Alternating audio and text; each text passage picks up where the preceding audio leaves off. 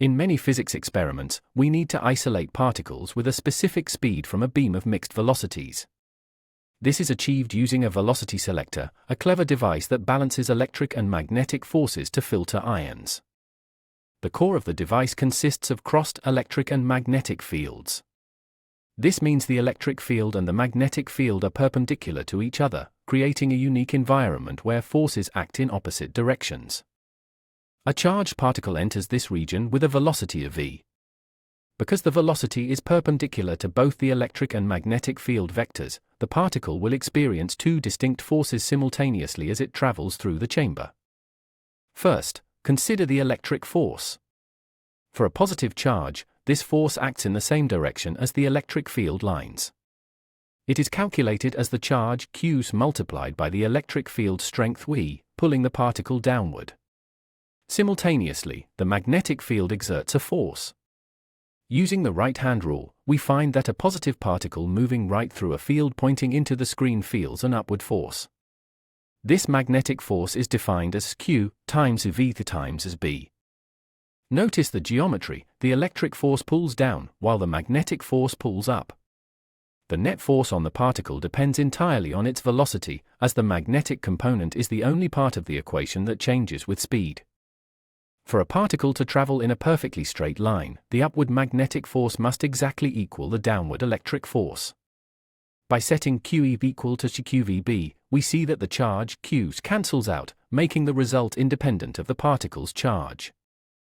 By rearranging the equilibrium equation, we find that the V equals E divided by AB.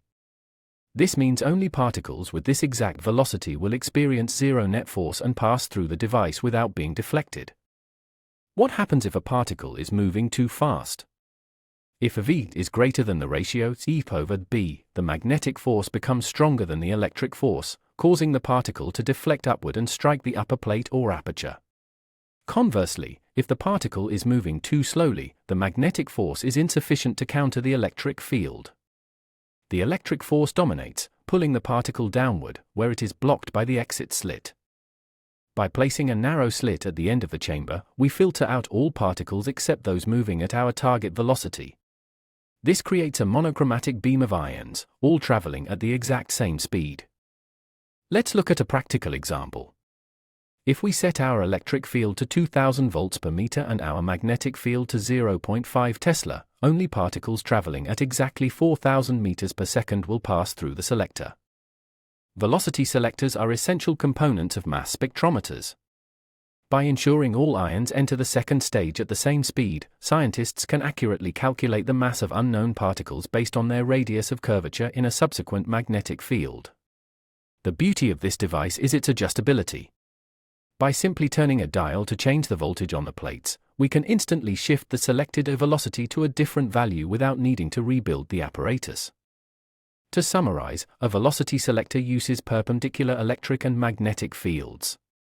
It balances the forces so that only particles with the velocity equal to the ratio of field strengths can pass through the exit aperture. Think about the ratio of V equals E divided by AB. If you double both the electric field and the magnetic field, how does that affect the velocity of the particles that pass through?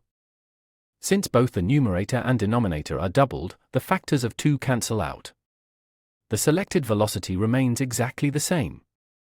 Thank you for exploring the physics of velocity selectors. Generated by Vision Solve AI.